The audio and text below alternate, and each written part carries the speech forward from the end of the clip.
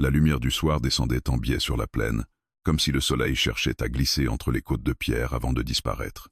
Jonas Mersey avançait seul, une silhouette sombre sur un cheval couleur cendre. Il n'avait pas de destination précise, seulement cette habitude de suivre les lignes du terrain, d'écouter le vent, d'éviter les routes où les hommes laissent des traces. Depuis des années, il vivait ainsi, loin des villes, loin des saloons, loin des histoires. Ce jour-là, pourtant, quelque chose changea. Le cheval ralentit sans qu'on le lui demande, oreille pointée vers un creux du désert, où les herbes sèches formaient un cercle fragile.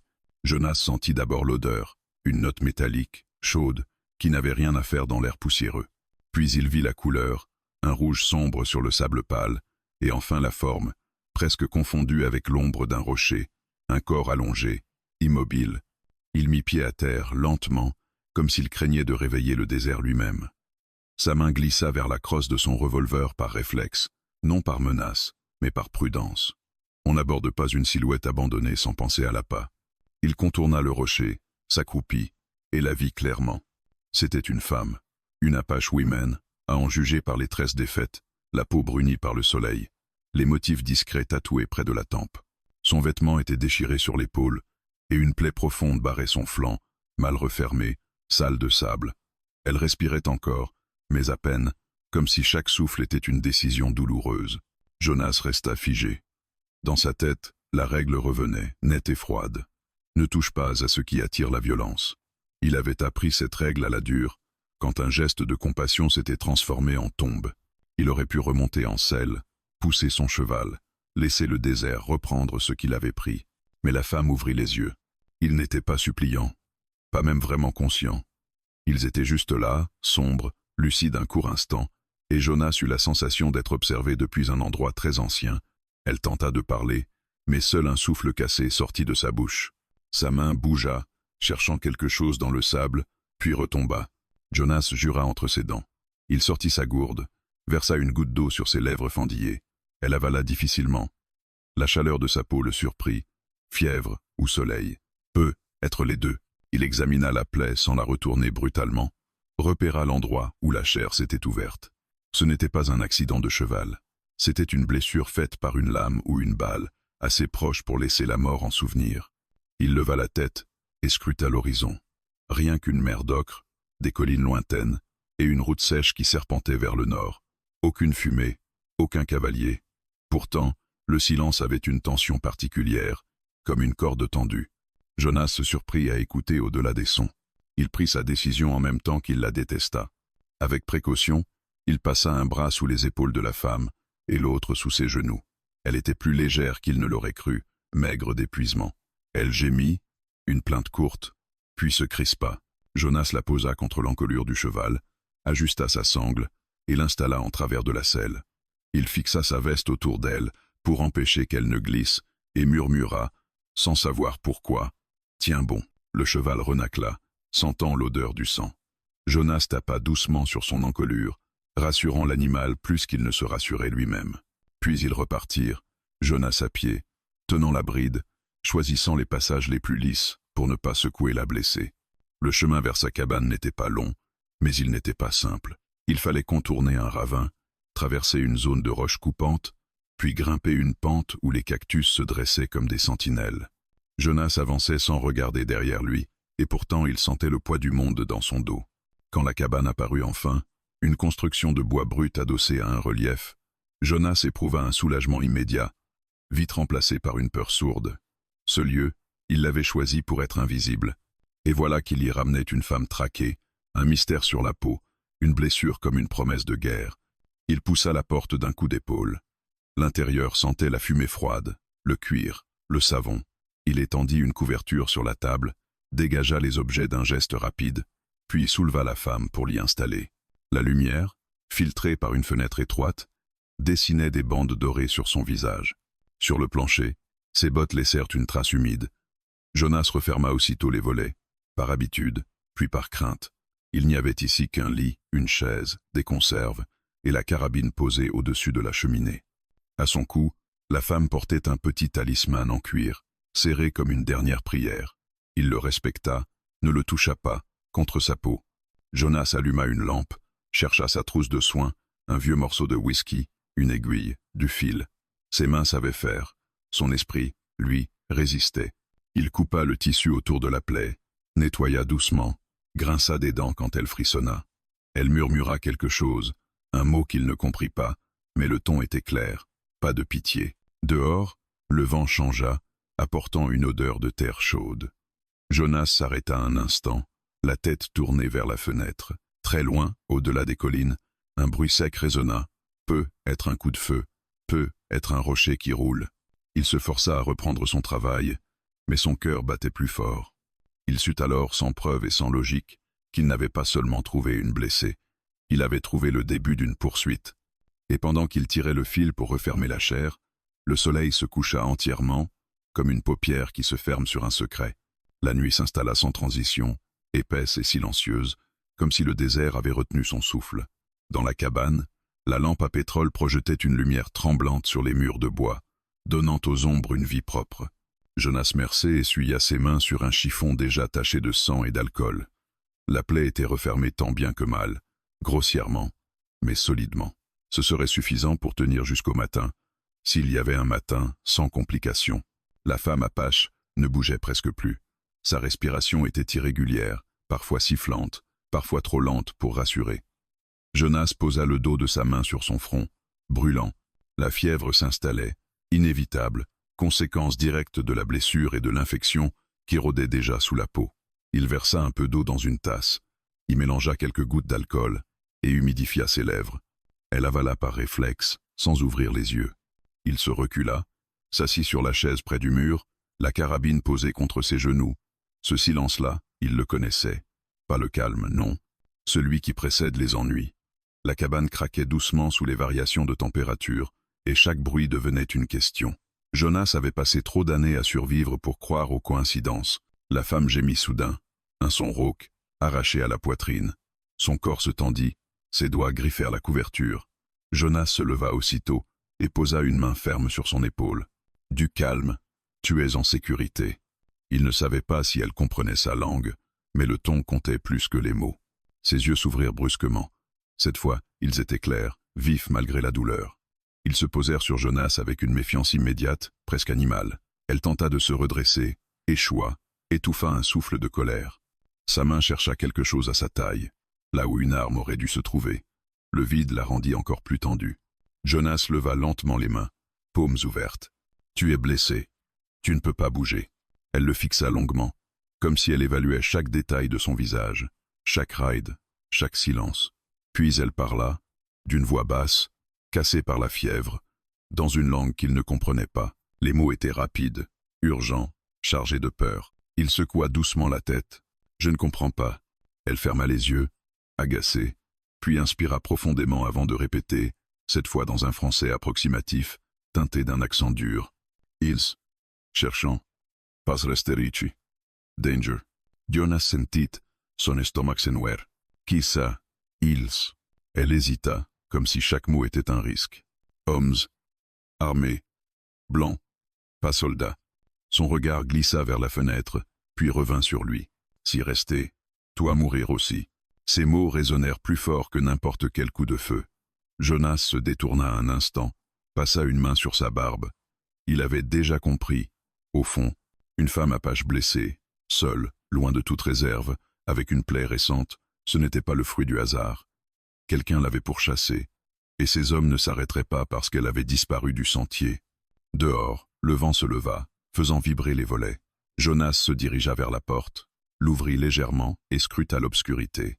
La lune éclairait faiblement la plaine, révélant les reliefs familiers. Aucun mouvement. Pourtant, cette sensation persistante demeurait, comme une pression invisible sur la nuque. Il referma, verrouilla, puis ajouta une barre de bois en travers.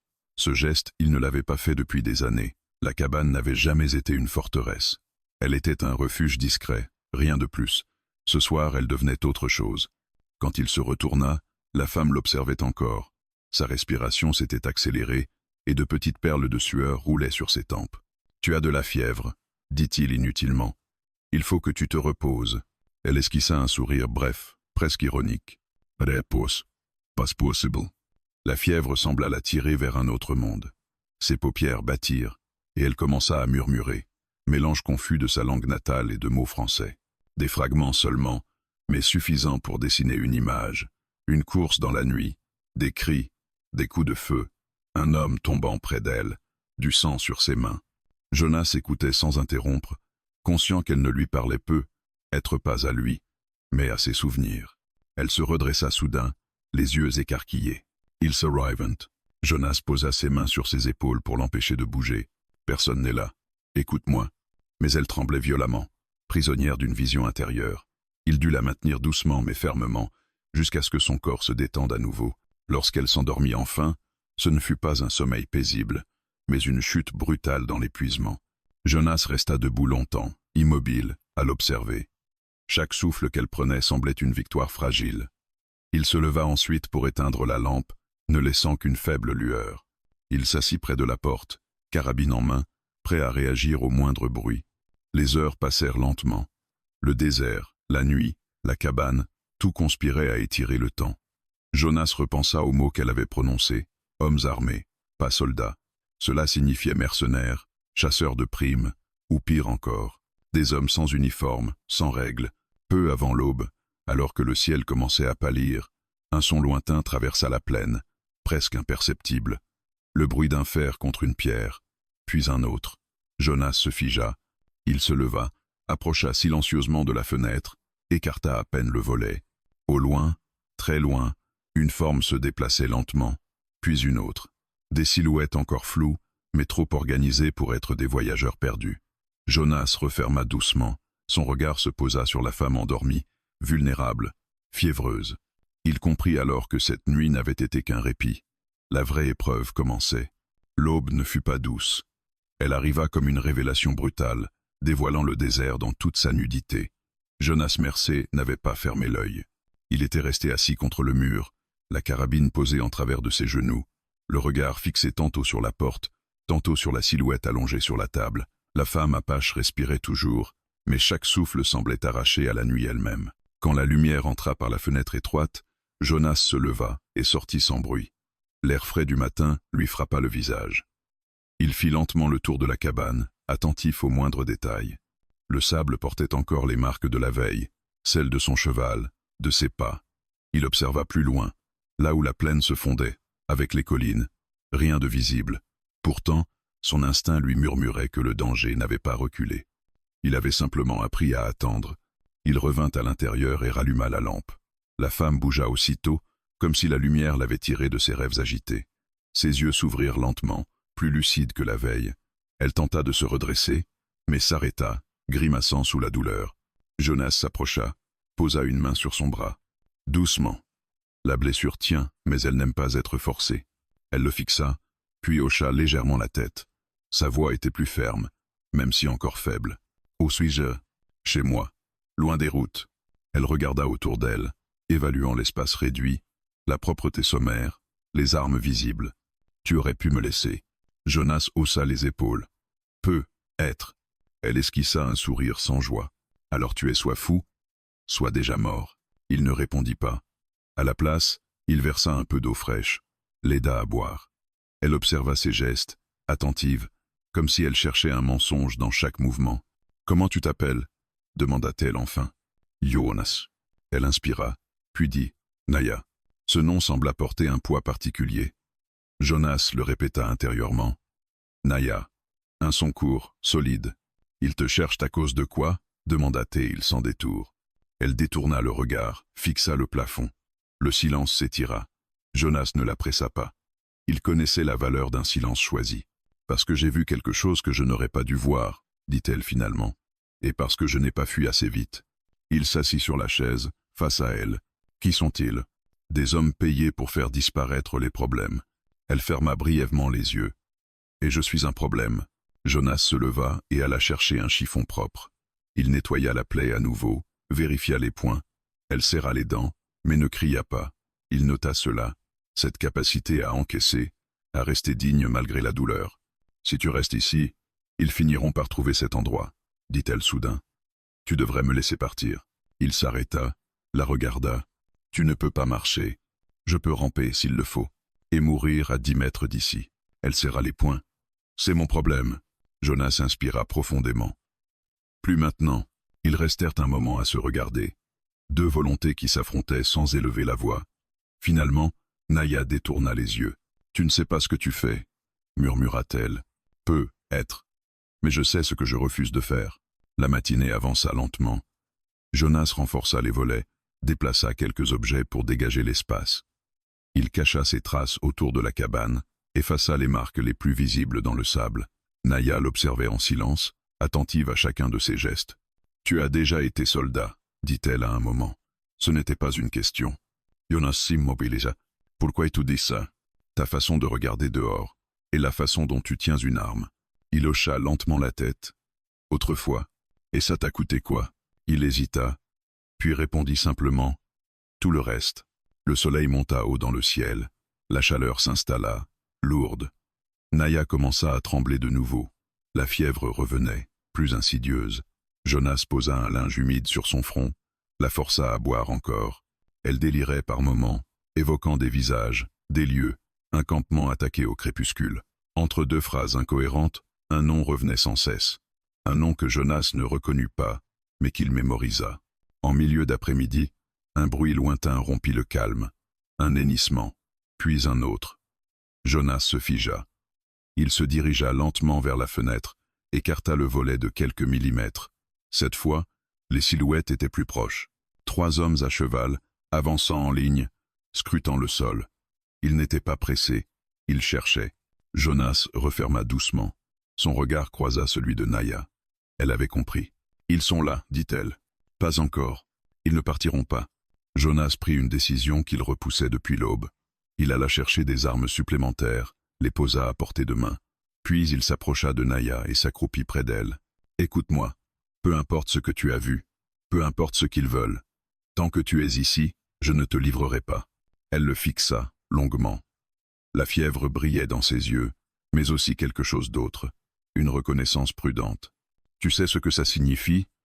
dit-elle. « Oui. » « Alors tu es déjà dans leur ligne de mire. » Jonas sourit, sans joie. « J'y suis depuis longtemps. » Dehors, les chevaux s'arrêtèrent. Le silence retomba, plus lourd encore. Jonas se leva, ferma les derniers volets, et la cabane plongea dans une pénombre calculée. Il savait désormais que ce n'était plus seulement une question de survie. C'était une question de choix, et il venait de le faire. Le soleil était déjà haut lorsque Jonas sentit que quelque chose avait changé. Ce n'était pas un bruit, ni une odeur, mais cette pression sourde que le désert impose quand il n'est plus neutre. Il resta immobile près de la porte, la main posée sur le bois rugueux, écoutant. À l'intérieur, la cabane semblait trop petite, comme si les murs eux-mêmes avaient conscience de l'étau qui se refermait. Naya dormait par intermittence, agitée par la fièvre. Son souffle était plus court, plus irrégulier. Jonas alla jusqu'à elle, vérifia les poings, la température de sa peau. Elle murmurait des fragments de phrases, parfois en apache, parfois dans un français hésitant. Des noms revenaient, des ordres, des cris étouffés. Ce n'étaient pas des cauchemars ordinaires, mais des souvenirs qui refusaient de se taire. Il ouvrit la porte juste assez pour glisser dehors. La lumière l'aveugla un instant. Le désert paraissait calme, presque indifférent. Pourtant, en s'agenouillant près du sol, Jonas distingua ce qu'il redoutait, des empreintes fraîches, à peine visibles pour un œil non averti, des fers de cheval, récents, qui avaient contourné la cabane sans s'en approcher trop directement. Les hommes n'avaient pas encore trouvé ce qu'ils cherchaient, mais ils étaient assez proches pour sentir qu'une piste se dissimulait ici.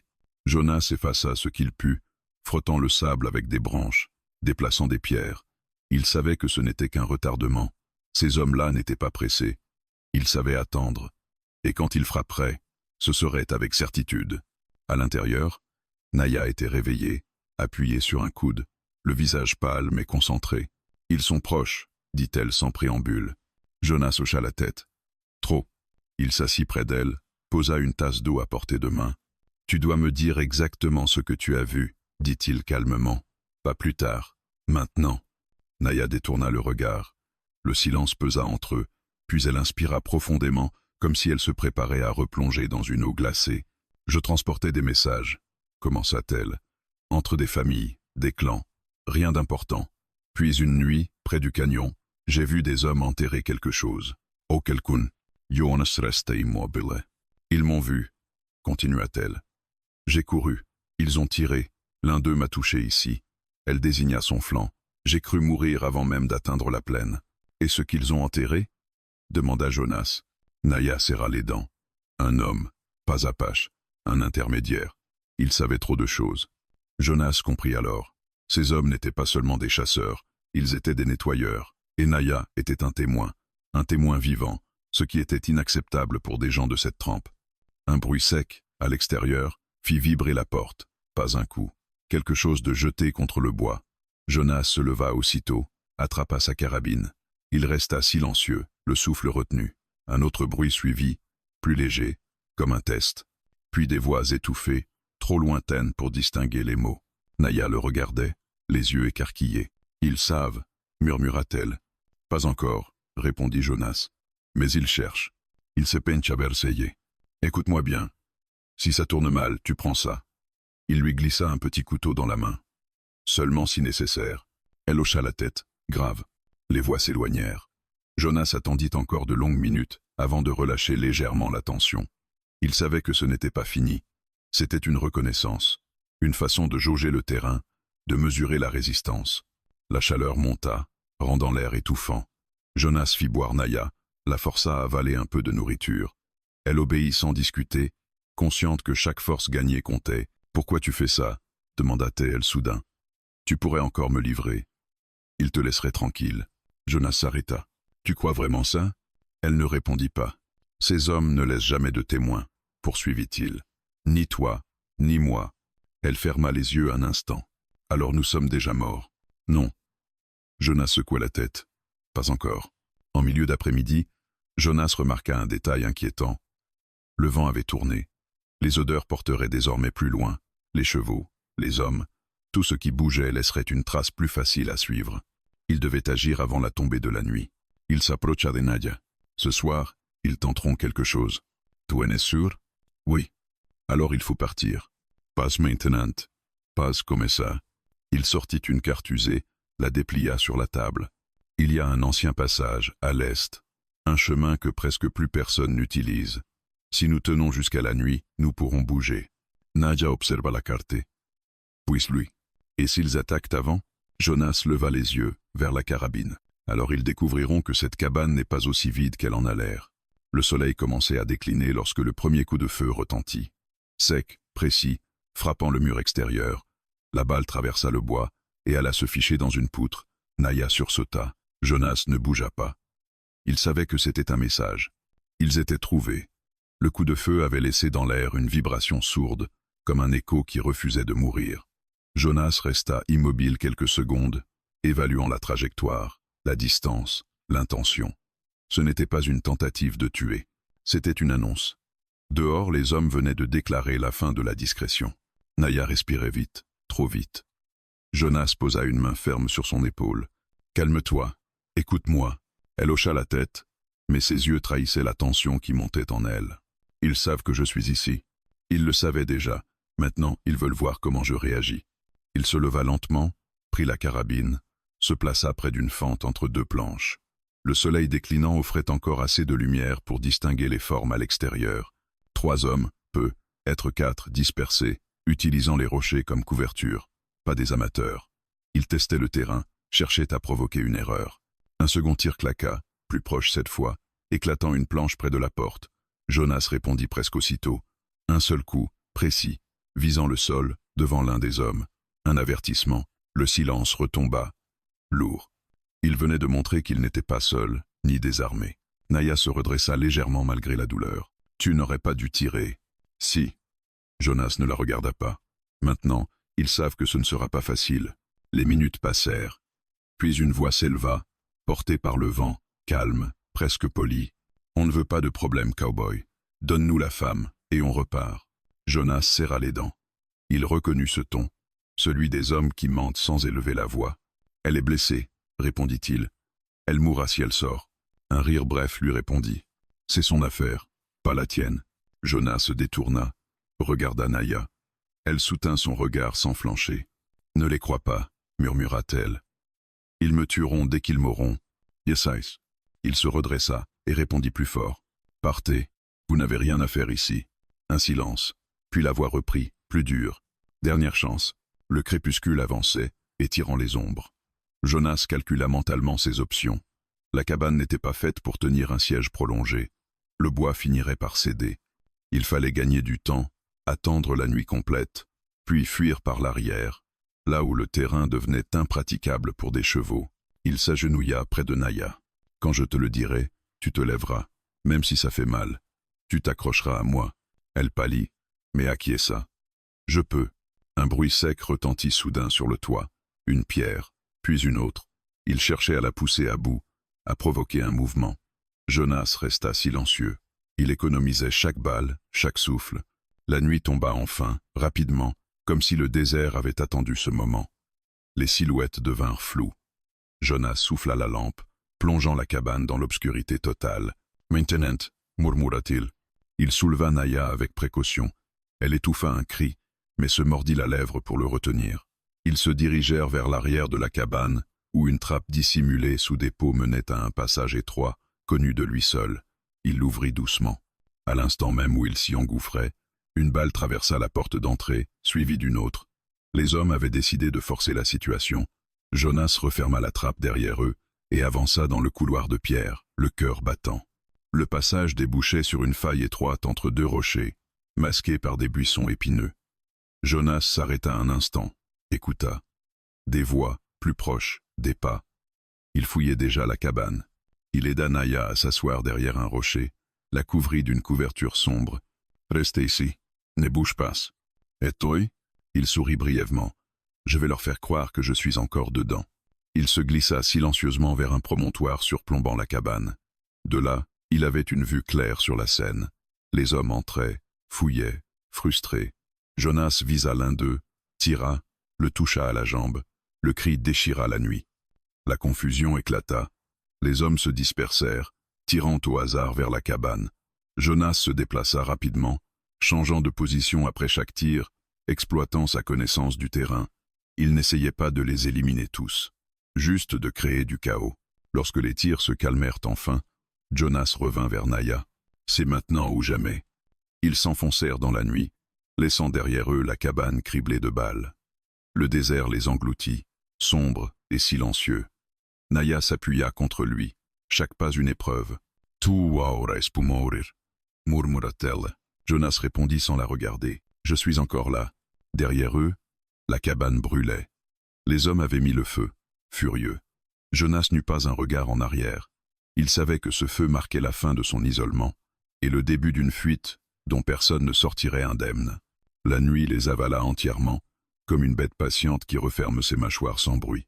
Jonas avançait en tête, courbé, choisissant chaque appui avec une précision presque instinctive. Le terrain devenait traître, roches instables, crevasses invisibles, buissons épineux prêts à déchirer la peau. Derrière lui, Naya luttait pour rester consciente. Chaque pas envoyait une décharge de douleur dans son flanc, mais elle refusait de ralentir. Le feu derrière eux éclairait encore le ciel par intermittence, rappel brutal de ce qu'il laissait. Ils s'arrêtèrent seulement lorsque les flammes ne furent plus qu'une lueur lointaine. Jonas guida Naya dans un repli du terrain, une sorte de cuvette naturelle protégée du vent. Il la fit asseoir contre une paroi rocheuse, puis s'agenouilla devant elle. Son visage était blême, couvert de sueur froide. La fièvre revenait, plus violente. « Respire lentement » murmura-t-il en posant ses mains sur ses épaules. Elle obéit, inspira, expira, les dents serrées. « Ils ne s'arrêteront pas » dit-elle d'une voix faible. « Yes, ice. » Jonas sortit sa gourde, lui fit boire quelques gorgées. L'eau semblait la brûler de l'intérieur. Elle ferma les yeux, lutta contre le vertige. « Pourquoi ce passage » demanda-t-elle après un moment. « Parce que personne de sensé n'y va la nuit, » répondit-il. « Et parce qu'ils penseront que nous avons fui vers l'ouest. » Il se releva, observa le ciel. Les étoiles étaient nombreuses, froides, indifférentes. Il calcula le temps, la distance, les forces restantes. Il devait atteindre l'ancien canyon avant l'aube. Après cela, le terrain deviendrait plus favorable, ou plus mortel, selon la chance. Ils repartirent. Le chemin se rétrécissait, forçant Jonas à aider Naya presque à chaque pas. Elle s'accrochait à lui, son bras autour de son cou, son souffle chaud contre sa joue. À plusieurs reprises, il sentit son poids s'affaisser. Il s'arrêtait, la maintenait, murmurait des mots simples pour la garder éveillée. À un moment, elle parla sans ouvrir les yeux. « Quand j'étais enfant, On m'a appris que le désert écoute. Jonas sourit faiblement. Et qu'est-ce qu'il fait de ce qu'il entend? Il choisit qui mérite d'arriver au matin. Ces mots le suivirent tandis qu'ils avançaient. Le désert semblait effectivement attentif. Chaque pierre déplacée résonnait trop fort à son goût. Chaque souffle lui paraissait trahir leur présence. Il savait que les hommes derrière eux finiraient par abandonner les chevaux pour continuer à pied. Et quand cela arriverait, l'avance qu'ils avaient fondrait dangereusement. Peu avant minuit, Jonas s'arrêta net. Il leva le poing. Naya comprit aussitôt et se figea. Devant eux, très loin, une lueur mouvante apparut brièvement, puis disparut. Une torche ou une lampe. Ils ont coupé droit, murmura Naya. Jonas acquiesça. Ils ont de l'expérience. Il changea immédiatement de direction, les entraînant vers une zone plus escarpée. Les pierres roulaient sous leurs pieds. Naya gémit, mais continua. Jonas sentit la fatigue envahir ses muscles. Il n'était plus jeune. Son corps portait encore les marques de combats passés, et chaque effort réveillait d'anciennes douleurs. Ils atteignirent enfin un étroit passage entre deux parois. Jonas s'y engouffra, tira Naya derrière lui, puis effaça autant que possible leurs traces. Il resta immobile plusieurs minutes, l'oreille tendue. Des voix lointaines, étouffées, montaient parfois, portées par le vent. Ils étaient proches, trop proches. Naya s'effondra presque contre la roche. Jonas la rattrapa, la fit glisser doucement au sol. « Je ne peux plus » murmura-t-elle, honteuse. Il secoua la tête. « Tu peux encore, mais pas comme ça. » Il sortit une petite fiole, la dernière dose de ce qu'il gardait pour les urgences. Il en versa quelques gouttes sur la langue de Naya. « Ça va aider un peu, pas longtemps. » Elle grimaça, mais ne protesta pas. Les minutes suivantes furent floues. La douleur sembla reculer juste assez pour lui permettre de se relever. Ils repartirent, plus lentement, plus prudemment. Jonas sentait le temps leur glisser entre les doigts. L'aube approchait, et avec elle, la visibilité. Lorsqu'ils atteignirent enfin le bord du canyon, Jonas s'arrêta, haletant. Devant eux s'ouvrait un gouffre immense, une cicatrice profonde dans la terre. Le chemin descendait en lacets étroits, presque invisible dans l'obscurité. « Si on descend, » dit Naya, « ils sauront. » « S'ils ne descendent pas, » répondit Jonas, « ils attendront en haut. » Il n'y avait pas de bonne option. Seulement des choix moins mortels. Jonas guida Naya dans la descente. Chaque pas était un risque. Une chute ici serait fatale. Le silence était total, seulement rompu par le frottement de leurs bottes et leur respiration. À mi-chemin, un cri résonna au-dessus d'eux. Une voix humaine, en colère. Ils avaient été vus. Jonas accéléra malgré la pente. Des pierres se détachèrent, roulant dans le vide. Des coups de feu claquèrent, trop haut, mais suffisamment proches pour rappeler la réalité. Ils atteignirent le fond du canyon juste avant que la première silhouette n'apparaisse en haut. Jonas entraîna Naya sous un surplomb rocheux, la plaqua contre la paroi. Ils restèrent là, immobiles, retenant leur souffle, tandis que des ombres se découpaient au-dessus d'eux. Naya posa sa main sur celle de Jonas. « S'ils nous trouvent ici, » il serra ses doigts. « Alors on ne se rendra pas. » Les pas se rapprochèrent, lents, prudents. Jonas sentit son cœur battre dans ses tempes. La nuit touchait à sa fin, et avec l'aube venait la promesse d'un affrontement dont aucun des deux ne sortirait indemne. L'aube s'annonçait à peine, une lueur grise filtrant entre les parois abruptes du canyon. Jonas et Naya restaient tapis sous le surplomb rocheux, immobiles comme deux pierres oubliées par le temps. Les pas au-dessus d'eux se faisaient plus prudents, plus espacés. Les hommes savaient qu'ils avaient l'avantage de la hauteur, mais aussi que le canyon pouvait se transformer en piège mortel au moindre faux mouvement. Jonas ferma les yeux un instant pour calmer son souffle. Chaque inspiration soulevait une douleur sourde dans sa poitrine, souvenir d'anciennes blessures jamais vraiment guéries. Il compta les secondes entre les bruits de pas, traça mentalement la position probable de chacun de leurs poursuivants. 3 peut être 4. Un de moins que la veille. Le tir de la nuit avait porté ses fruits, mais pas assez pour les décourager. Naya tremblait contre lui. La fièvre ne l'avait pas quitté, mais quelque chose dans son regard avait changé. Une lucidité froide, presque résignée. « Ils attendent le jour », murmura-t-elle. Jonas hocha imperceptiblement la tête. « Ils veulent nous voir. » Un caillou roula soudain dans le canyon, heurtant la paroi avec un bruit sec. Jonas sentit son cœur se serrer, puis une voix résonna, plus claire que la veille, débarrassée de toute politesse. « Vous ne pouvez pas rester cachés éternellement. Descendez l'arme et sortez. » Jonas serra la mâchoire. Il savait que répondre ne ferait que leur offrir une cible sonore. Il préféra le silence. Les hommes au-dessus échangèrent quelques mots inaudibles. Puis le bruit d'un pas glissant indiqua qu'au moins l'un d'eux commençait la descente. Naya leva les yeux vers Jonas. « S'ils arrivent ici, je les ralentirai, » dit-elle d'une voix étonnamment ferme. Il tourna brusquement la tête vers elle. « Non, tu dois continuer. Je ne te laisserai pas. » Elle soutint son regard sans ciller. « Alors écoute-moi. » Elle inspira profondément, comme pour rassembler ses forces. « Ces hommes ne sont pas venus seulement pour moi. Ils cherchent aussi ce que l'homme qu'ils ont tué portait sur lui. Des noms, des lieux, des accords secrets. » Jonas fronça les sourcils. « Et tu sais où c'est ? » »« Je le sais. » Ces mots pesèrent lourdement. Jonas comprit que la poursuite prenait une autre dimension. Ce n'était plus seulement une chasse à un témoin gênant. C'était une course pour des vérités capables de renverser des alliances, peut-être même d'enflammer toute la région. Un coup de feu claqua soudain, frappant la roche à quelques mètres d'eux. Des éclats jaillirent, frôlant la joue de Jonas. Il riposta immédiatement, tirant vers la paroi opposée pour forcer l'homme à se mettre à couvert. Le canyon amplifia le bruit, le rendant assourdissant. « À droite !» cria Naya. Jonas se déplaça aussitôt, tirant encore, changeant de position à chaque détonation. Les hommes au-dessus hésitaient désormais. Descendre signifiait perdre leur avantage.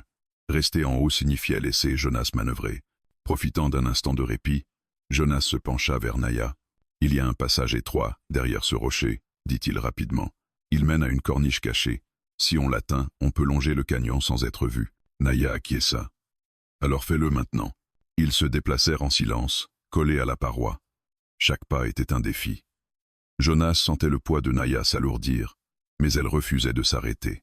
Lorsqu'ils atteignirent enfin le passage, un étroit boyau presque invisible, Jonas la guida à l'intérieur.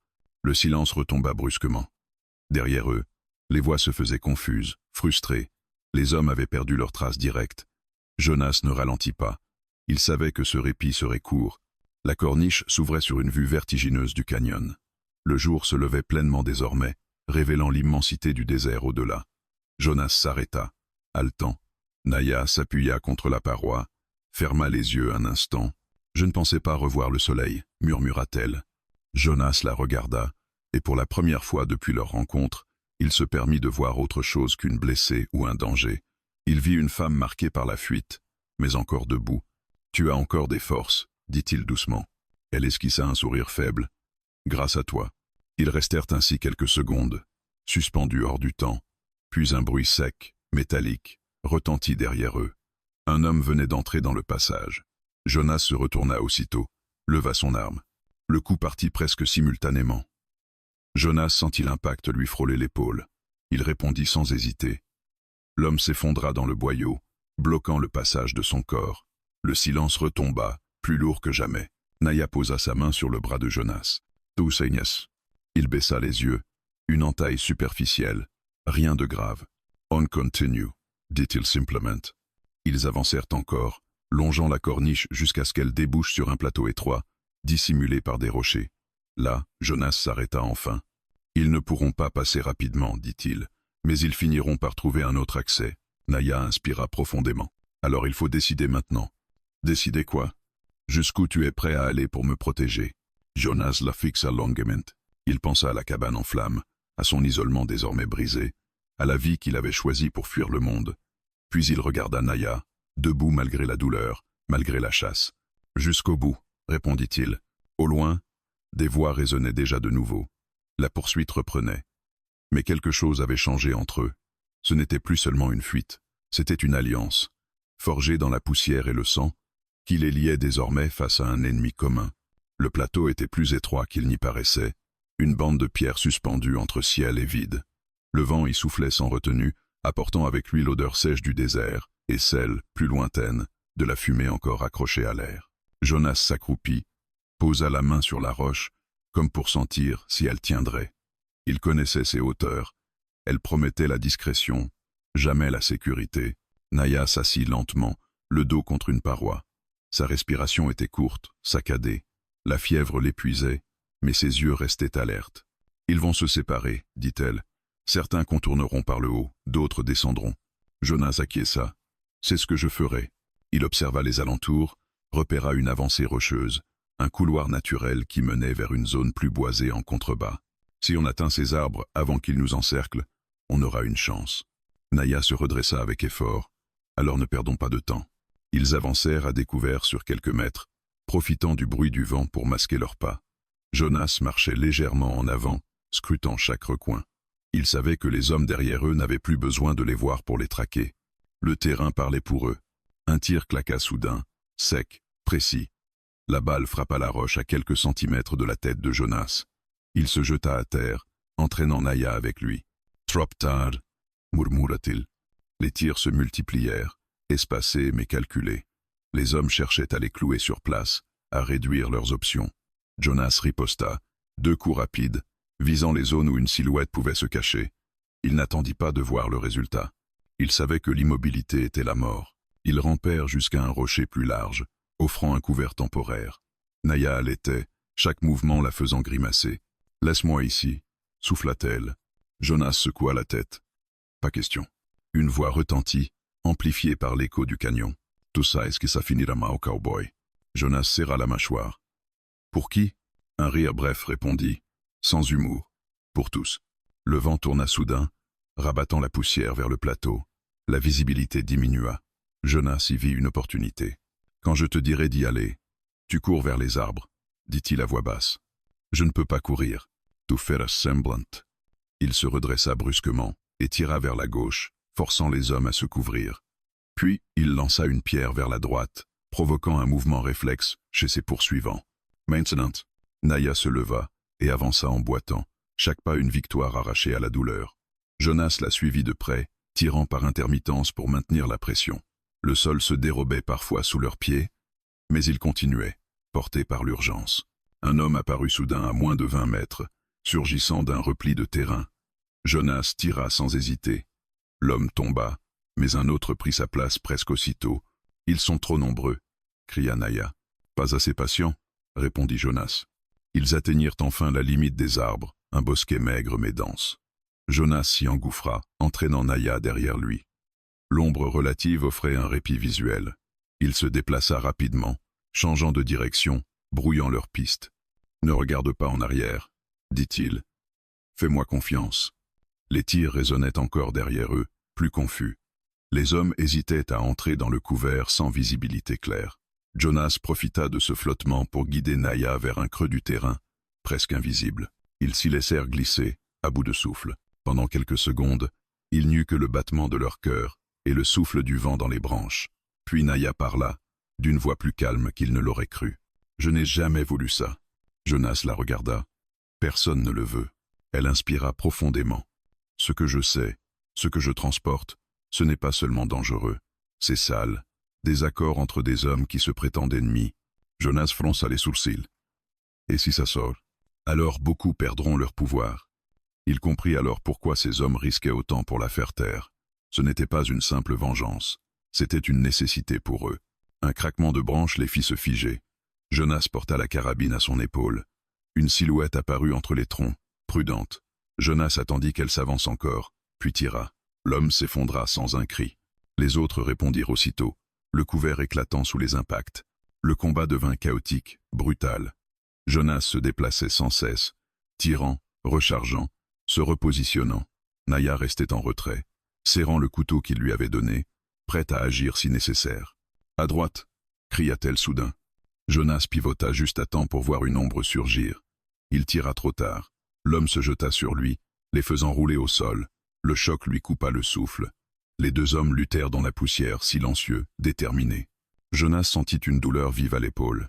Il serra les dents, frappa de toutes ses forces, puis réussit à dégager son arme et tira à bout portant. Le corps s'affaissa sur lui. Jonas le repoussa, haletant. « Jonas !» La voix de Naya le ramena à la réalité. Il se releva péniblement, vacillant. « Je suis là. » Le silence retomba progressivement. Les tirs cessèrent. Les hommes restants battaient en retraite, temporairement du moins. Jonas le savait. Ce n'était qu'un recul stratégique. Il rejoignit Naya et s'assit lourdement à côté d'elle. « Tu es blessé. Rien qui m'arrêtera aujourd'hui. » Ils restèrent ainsi quelques instants, à reprendre leur souffle, entourés de corps et de branches brisées. Le soleil montait désormais haut, révélant l'étendue du combat. « Ils reviendront, » dit Naya. Jonas hocha la tête. « Oui, mais plus prudemment. » Il la regarda alors, vraiment. Malgré la fatigue, malgré la peur, elle était toujours là, debout à sa manière. Il y a un ancien refuge, dit-il enfin. Plus loin. Si on l'atteint, on pourra tenir. Naya serra sa main. Alors allons-y. Ils se relevèrent lentement, conscients que le plus dur restait à venir. Le combat venait de changer de nature. Ce n'était plus une fuite, c'était une guerre ouverte, et aucun des deux ne pouvait plus faire demi-tour. Le refuge n'était plus qu'un souvenir pour la plupart des hommes, une rumeur ancienne, transmise par ceux qui avaient survécu assez longtemps pour ne plus revenir. Jonas avançait en tête, le pas plus lent désormais, mesurant chaque mouvement. Le combat dans les arbres avait laissé des traces. Son épaule brûlait à chaque respiration, et le sang avait fini par sécher sur sa manche. Il ignorait la douleur. Il n'y avait plus de place pour elle. Naya marchait derrière lui, soutenue par une force qui ne venait plus seulement du corps. La fièvre semblait avoir reculé, remplacée par une lucidité grave.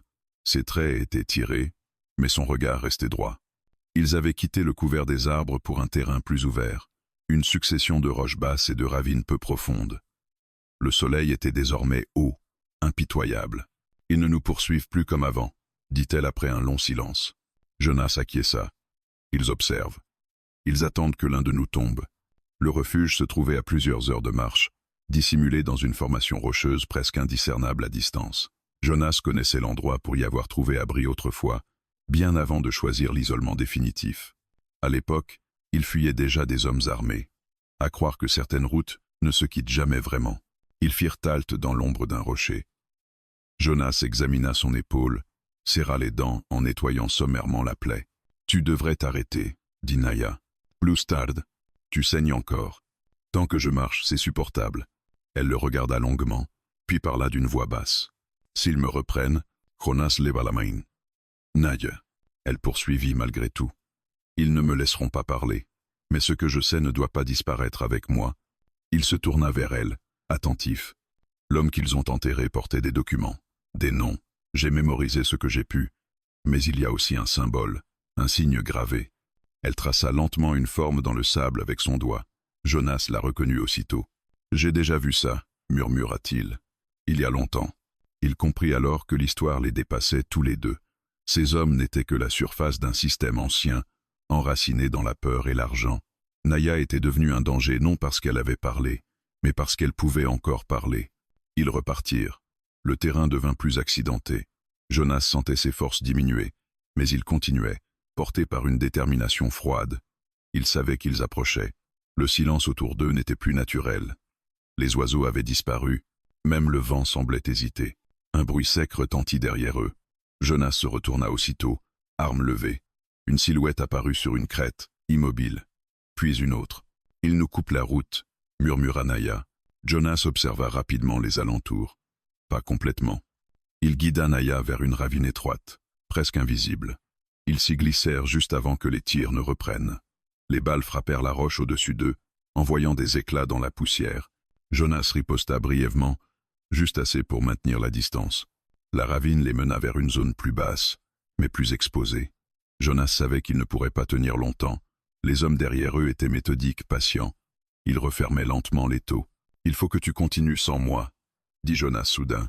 Naya se fijea. « Non, écoute-moi. » Il posa une main ferme sur son bras. « Je peux les ralentir. Toi, tu dois atteindre le refuge. Je ne partirai pas. Ce n'est pas une question de choix. » Elle le regarda, les yeux brillants. « Tu m'as protégé jusqu'ici. Ne me demande pas de te laisser mourir. » Jonas sourit faiblement. « J'ai déjà vécu plus longtemps que prévu. » Avant qu'elle ne puisse répondre, un tir frappa la roche à quelques centimètres de sa tête. Jonas la poussa derrière un repli du terrain. « Va » cria-t-il. Il se redressa, tira plusieurs coups rapides, puis se mit à courir dans la direction opposée, attirant volontairement l'attention. Les voix derrière eux se concentrèrent aussitôt sur lui. Les tirs le suivirent. Il courait malgré la douleur, malgré la fatigue, utilisant chaque recoin du terrain pour se couvrir. Naya resta immobile quelques secondes, le cœur battant à rompre. Puis elle se leva, les larmes brouillant sa vue, et reprit sa route vers le refuge. Chaque pas était un arrachement, mais elle avançait, portée par la promesse silencieuse qu'elle devait honorer. Jonas finit par s'effondrer derrière un rocher, à bout de force. Les hommes approchaient, il entendait leurs pas, leurs voix. Il rechargea une dernière fois, se redressa péniblement, Vénès, murmura-t-il. Le premier homme apparut. Jonas tira. Puis un second. Puis un troisième. Le monde se réduisit à des éclats de lumière et de bruit. Il sentit une douleur fulgurante, puis une autre. Il tomba à genoux, mais continua à tirer jusqu'à ce que l'arme lui échappe. Quand tout s'arrêta enfin, le silence revint, lourd, définitif. Les hommes se rapprochèrent, prudents. L'un d'eux s'agenouilla près de Jonas, vérifia son pouls. « Il est fini, dit-il. » Ils repartirent, convaincus d'avoir gagné. Mais Jonas respirait encore. Très loin de là, Naya atteignit enfin l'entrée du refuge, dissimulée dans la roche. Elle s'y glissa, haletante, et s'effondra à l'intérieur. Les larmes coulèrent enfin, silencieuses. Elle savait que le prix payé derrière elle était immense. Et au fond du désert, alors que le soleil déclinait, Jonas ouvrit lentement les yeux, accroché à la vie par une volonté que même la mort semblait hésiter à défier. La nuit était tombée quand Jonas reprit conscience. D'abord, il n'eut que la douleur, diffuse, omniprésente, comme si son corps n'était plus qu'une plaie unique. Puis vinrent les sons, le vent glissant sur la roche, un cri lointain d'animal nocturne, le battement irrégulier de son propre cœur. Il inspira péniblement. Chaque respiration était une victoire arrachée au néant. Il ouvrit les yeux. Le ciel au-dessus de lui était noir, constellé d'étoiles immobiles. Les hommes étaient partis, convaincus de sa mort. Jonas sourit faiblement, un sourire qui lui arracha un gémissement. Il tenta de bouger. Son bras droit refusa d'obéir. Sa jambe le lança violemment. Mais il était vivant. Et tant qu'il respirait, tout n'était pas terminé. Il resta là longtemps, rassemblant ce qui lui restait de force. Il savait où il était tombé. Et il savait aussi que le refuge n'était pas loin. Naya devait y être arrivée. Cette pensée le maintenait éveillé, lucide. Il se redressa lentement, centimètre par centimètre, s'aidant de la roche. Chaque mouvement menaçait de le replonger dans l'inconscience, mais il avançait, mu par une obstination presque primitive. De son côté, Naya était recroquevillée dans l'ombre du refuge. L'endroit était plus vaste qu'il n'y paraissait de l'extérieur, une cavité naturelle renforcée par des murs de pierre anciens.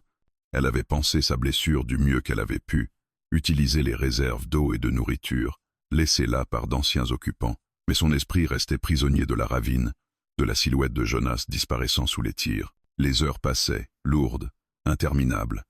Elle se releva à plusieurs reprises, se dirigea vers l'entrée, scruta l'obscurité. Rien. Seulement le désert, silencieux, indifférent. Elle se força à respirer lentement, à ne pas céder à la panique. Si Jonas lui avait appris une chose, c'était que l'attente pouvait être une arme. Au milieu de la nuit, un bruit attira son attention, faible, presque imperceptible, un frottement irrégulier contre la roche. Naya se figea, le couteau à la main. Le bruit se rapprocha. Un souffle rauque. Humain. Jonas, murmura-t-elle, sans oser y croire. Une silhouette apparut à l'entrée du refuge, vacillante, couverte de poussière et de sang séché. Jonas s'effondra presque en franchissant le seuil. Naya se précipita, le soutint, l'aida à s'allonger. « Tu es vivant !» Sa voix se brisa. Jonas hocha faiblement la tête. Pas grâce à eux. Elle s'affaira aussitôt, nettoya ses plaies, banda son épaule, força quelques gorgées d'eau entre ses lèvres. Jonas sombra rapidement dans un sommeil lourd, mais cette fois, il n'était plus seul.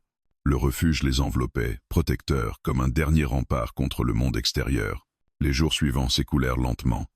Jonas resta alité, oscillant entre sommeil et lucidité. Naya veillait, patiente, attentive. La fièvre de Jonas monta, puis redescendit. Ses blessures cicatrisaient lentement, mais sûrement. À l'extérieur, aucun signe des poursuivants. Ils avaient abandonné, convaincus que tout était terminé. Quand Jonas put enfin se redresser sans aide, le monde avait changé. Le désert était toujours là, immuable, mais leur place en son sein ne l'était plus. Ils ne reviendront pas, dit Naya un matin. Jonas hocha la tête. Ils ont perdu ce qu'ils cherchaient vraiment. Elle sortit alors de sous ses vêtements un petit morceau de cuir plié, usé par le temps. J'ai tout noté, dit-elle. Les noms, les lieux, les symboles. Jonas la regarde longuement. Et maintenant. Naya réfléchit un instant. Maintenant je vais parler. Pas ici, pas seul, mais je parlerai. Jonas comprit. La fuite n'était plus une option. Le silence non plus. Quelques semaines plus tard, ils quittèrent le refuge ensemble. Jonas marchait encore lentement, mais droit. Naya avançait à ses côtés, plus forte qu'à leur première rencontre. Ils ne prirent pas la route la plus directe. Le désert leur avait appris la prudence. À l'horizon, la lumière du matin baignait les collines d'un éclat nouveau.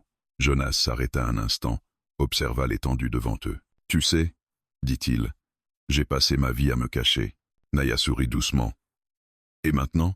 Maintenant je marche vers quelque chose. » Ils reprirent leur chemin, deux silhouettes se détachant sur l'immensité. Derrière eux, le désert referma lentement ses traces, comme il l'avait toujours fait. Mais cette fois, il ne s'agissait pas d'une fuite. C'était un départ. Et quelque part, porté par le vent chaud du matin, le murmure d'une histoire se propageait déjà. Celle d'un cow-boy solitaire qui avait choisi de protéger une femme blessée, et qui, ce faisant, avait cessé d'être seul.